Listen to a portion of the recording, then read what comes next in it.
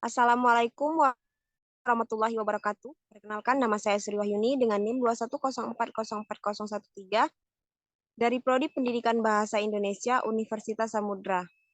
Nah, di sini saya akan mempresentasikan hasil analisis tokoh dan penokohan pada cerpen Mawar di Tiang Gantungan, karya Agus Noer.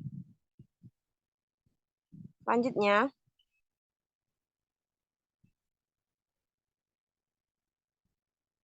cerpen merupakan cerita pendek yang singkat, padat, dan jelas. Sesuai dengan namanya, yakni cerita pendek. Biasanya di dalam cerpen itu hanya memiliki satu alur, satu konflik karya sastra yang diciptakan, bukan hanya sekedar dinikmati saja, tetapi juga untuk dipahami nilai struktural yang ada di dalamnya. Salah satu nilai struktural tersebut adalah tokoh dan penokohan. Menurut Tadigan, tahun 1984 halaman 141 menyatakan, penokohan adalah proses yang dipergunakan oleh pengarang untuk menciptakan tokoh-tokoh fisiknya. Mengulas pendapat para ahli penokohan lebih luas pengertiannya daripada tokoh dan perwatakan. Sebab penokohan sekaligus mencakup masalah siapa tokoh cerita, bagaimana perwatakan, dan bagaimana penempatan serta pelukisannya dalam sebuah cerita, sehingga sanggup memberikan gambaran yang jelas kepada pembaca. Pada cerpen Mawar di Tiang Gantungan terdapat beberapa tokoh dan penokohan. Menurut Aminuddin, tahun 2000, halaman 79, peristiwa dalam karya fiksi seperti halnya peristiwa dalam kehidupan sehari-hari, selalu diemban oleh tokoh atau pelaku-pelaku tertentu. Pelaku yang mengemban peristiwa dalam cerita fiksi sehingga peristiwa itu mampu menjalin suatu cerita disebut dengan tokoh. Berikut jenis-jenis tokoh. Yang pertama yaitu tokoh utama dan tokoh tambahan.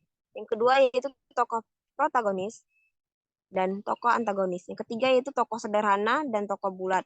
Yang keempat yaitu tokoh statis dan tokoh berkembang. Yang kelima yaitu tokoh tipikal dan tokoh netral. Selanjutnya,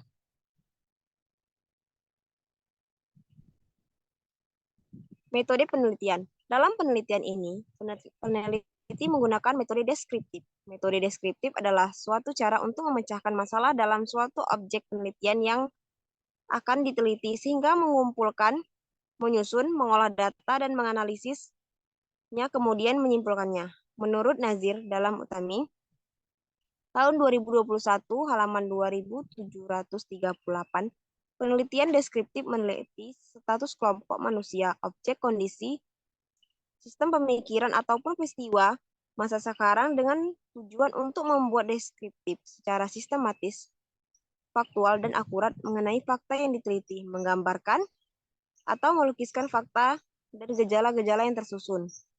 Teknik pengumpulan data. Teknik pengumpulan data yang digunakan dalam penelitian ini adalah teknik catat dan baca. Dan analisis dalam penelitian ini adalah analisis teks, yaitu dengan cara membaca cerpen dengan cara yang teliti dan secara cermat. Nah, adapun hasil dan pembahasan. Yang pertama yaitu tentang analisis jenis tokoh. Nah, yang pertama yaitu tokoh antagonis. Tokoh antagonis adalah tokoh yang berperan sebagai penentang cerita. Umumnya tokoh antagonis digambarkan sebagai sosok dengan karakter yang jahat atau buruk. Dalam cerpen Mawar di Tiang Gantungan terdapat beberapa tokoh antagonis yang diperankan oleh petugas Katib. Berikut contoh kutipan antagonisnya.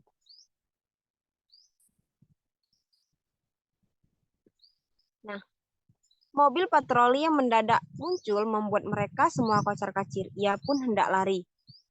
Tetapi para petugas sudah mengepungnya.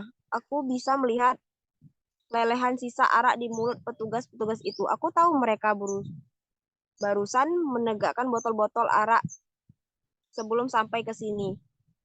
Arak yang memadamkan sepi dan membangkitkan birahi. Itulah sebabnya mereka menjadi lebih beringas dari biasanya. Mereka menyeret Mawar yang terus meronta, melemparkannya ke mobil patroli, membawanya pergi kemudian menyekapnya di gudang.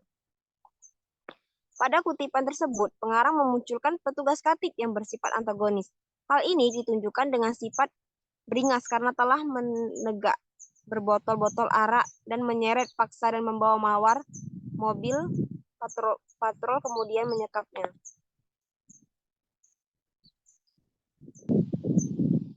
Nah, selanjutnya yaitu adapun tokoh tritagonis. Tritagonis adalah tokoh yang menjadi penengah antara tokoh protagonis dan antagonis. Tokoh tritagonis memiliki karakter yang netral, yang bisa berpihak kepada tokoh protagonis maupun antagonis. Dalam cerpen Mawar di Tiang Gantungan terdapat tokoh tritagonis yang diperankan oleh aku atau pengemis tua dan buta. Berikut contoh kutipan tritagonis.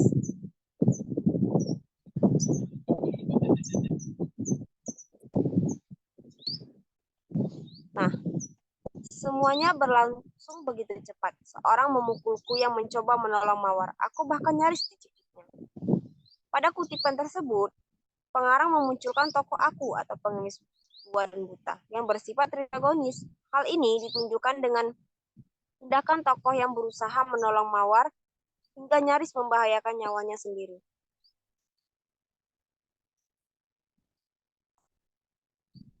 Nah, selanjutnya yaitu ada tokoh protagonis. Protagonis adalah orang yang memerankan tokoh utama pada sebuah cerita. Karakter protagonis selalu merupakan tokoh utama dalam cerita film, cerpen, serial, ataupun novel.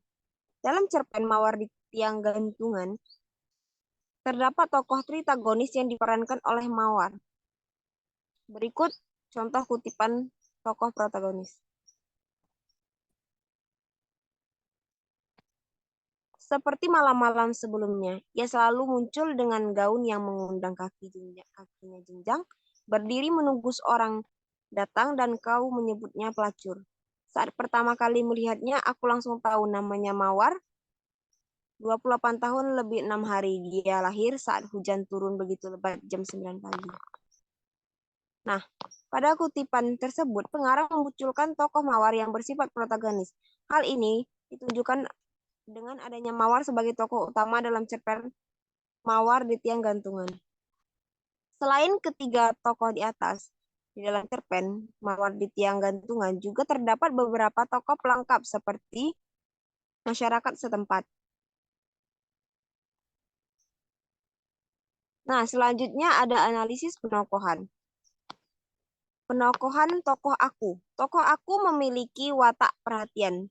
Dapat dibuktikan dengan sikapnya yang perhatian terhadap Mawar. Walaupun buta, ia dapat melihat sesuatu yang tidak dapat dilihat oleh orang lain. Selanjutnya yaitu penokohan tokoh Mawar. Tokoh Mawar memiliki watak pendiam dan penyendiri. Hal ini dibuktikan dengan kutipan berikut ini. Ia sebenarnya tak terlalu suka berbicara, sementara para pelacur lain berkeliaran sambil cekikan genit setiap ada laki-laki muncul. Ia memilih menyingkir.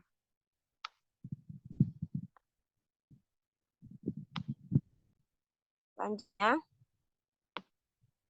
yaitu penokohan tokoh petugas Katib.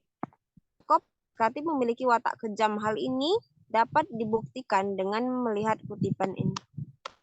Mereka menyeret Mawar yang terus meronta-ronta, melemparkannya ke mobil patroli, membawanya pergi, kemudian menyekap gudang.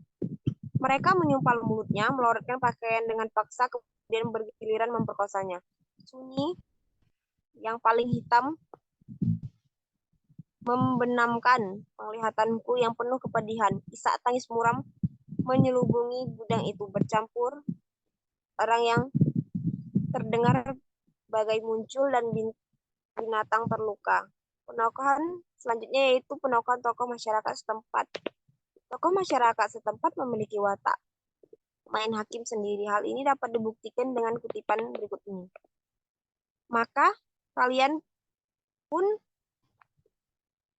hanya diam ketika Mawar diarak ke alun-alun kota, dicambuk dan diranjam, kemudian digantung sebagai tontonan. Selanjutnya yaitu ada kesimpulan. Nah, kesimpulan dari cerpen Mawar di Gantungan memiliki 4 tokoh dan penokohan. Terdapat tokoh aku yang merupakan tokoh tritagonis, memiliki watak perhatian. Ada tokoh Mawar yang merupakan tokoh protagonis atau tokoh utama dari cerpen yang memiliki watak pendiam dan penyendiri. Juga ada petugas Katib yang merupakan pemeran antagonis yang memiliki watak kejam, dan tokoh masyarakat setempat yang merupakan tokoh pelengkap yang mempunyai watak main hakim sendiri. Nah, Hanya sekian yang dapat saya sampaikan mengenai tentang analisis tokoh dan penokohan pada cerpen ini. Jika ada kesalahan, saya mohon maaf. Saya akhiri. Wassalamualaikum warahmatullahi wabarakatuh.